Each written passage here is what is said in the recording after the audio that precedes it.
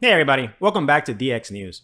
If this is your first time tuning in, congratulations, you made it, you found us, man, finally. You got a world of entertainment ahead of you, buddy.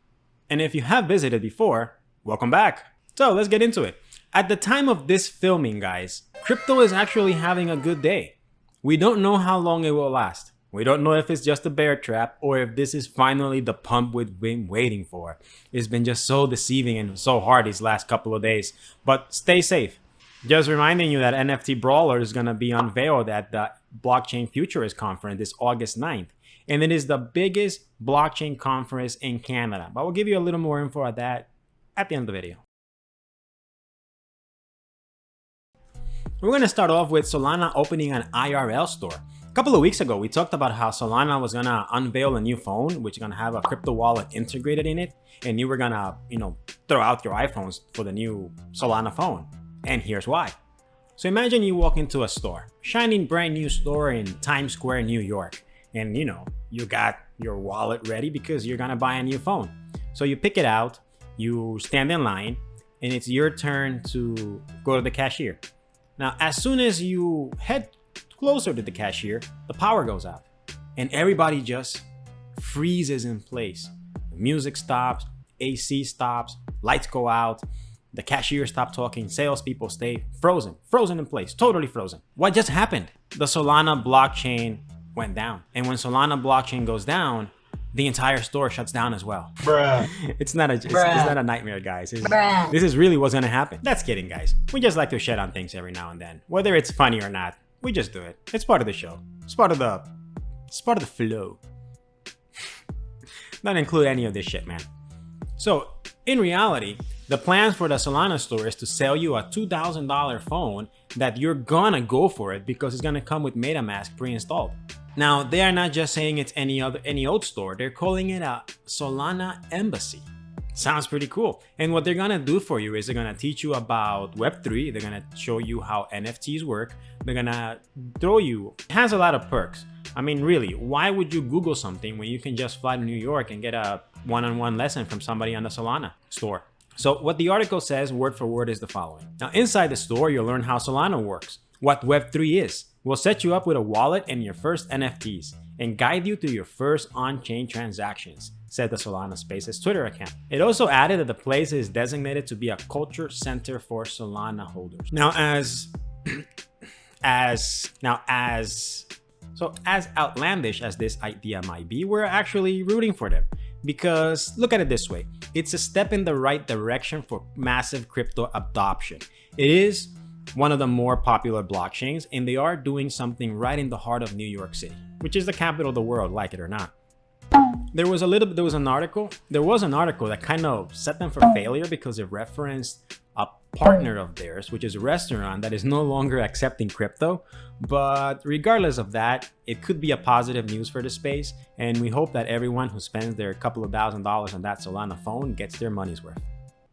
Because otherwise, you just paid a couple of $1,000 for things you could have downloaded free from the internet and things you could have learned yourself by just watching a couple of YouTube videos like this one.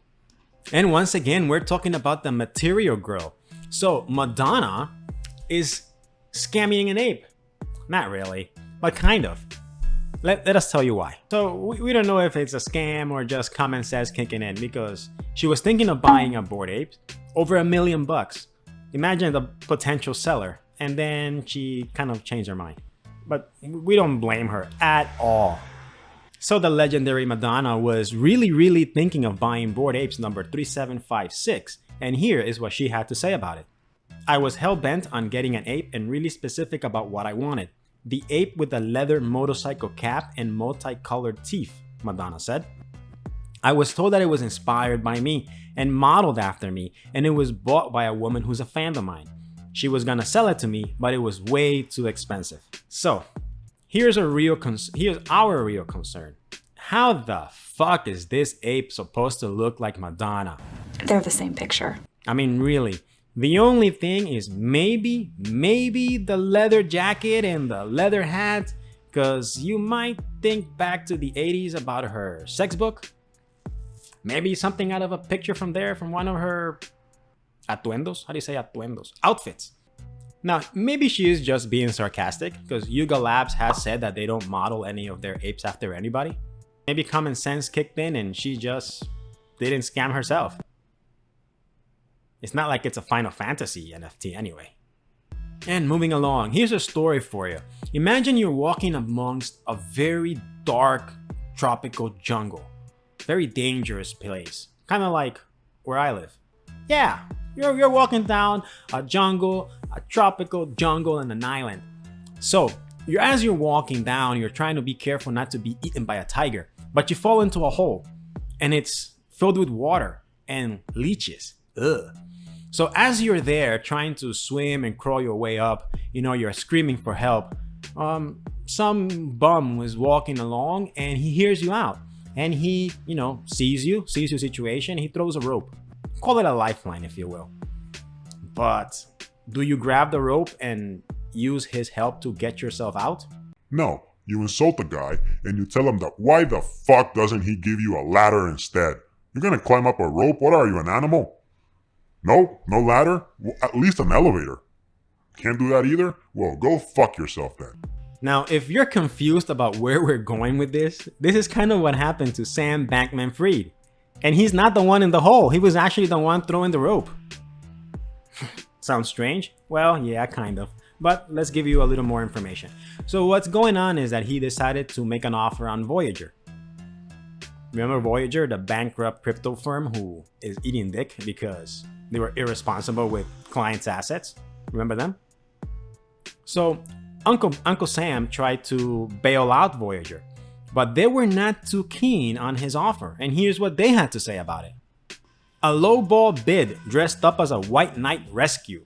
It was designed to generate publicity for itself rather than value for Voyager's customers. This is literally an extract on their statement. They didn't hold any punches. But here's the situation though.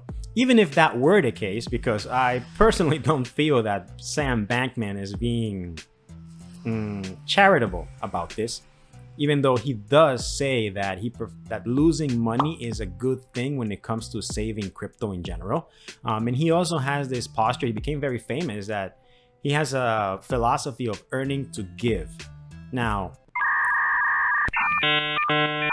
that is true. I just don't have the whole thing in my head right now. Now, even if that were the case, it's not like Voyager has any options. Like, they literally have their backs against the wall. They fucked up a lot of their customers' money. So in order to give people a chance to understand his intentions, Uncle Sam responded with a series of tweets. He goes on to explain that there's a lot of parties who are offering 10 cents on a dollar for the assets. And what he means is that, or at least what he tries to say is that if somebody has $1, they're gonna get 10 cents as a price for it. And then the rest of their assets, which could be up to 90 cents, will be in the hands of whomever.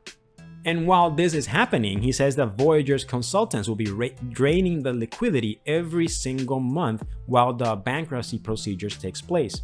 Now, both of them have very compelling arguments on what would be the best case for their customers. What do you think? At the end of the day, the customers have already lost a lot of money and they don't need to lose more.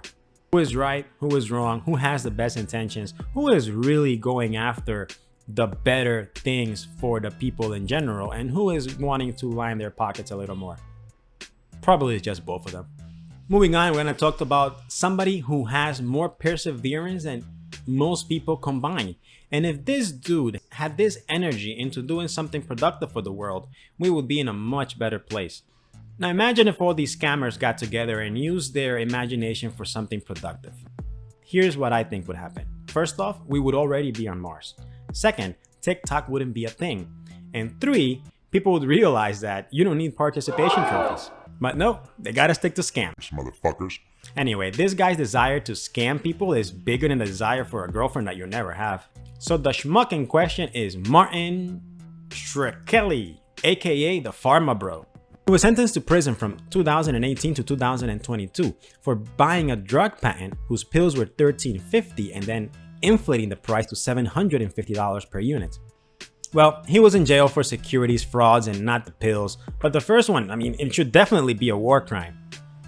The US attorney literally said that he ran his company like a Ponzi scheme. And you know rats love the smell of cheese, so he went all ratatouille and decided to get into the crypto game. So his dApp's name is Drug-like, and it helps you find drugs nearby. It really sounds like shit. Don't use it. I mean, it's not the fun kind of drugs, alright? It's not mushrooms or LSD or acid and stuff.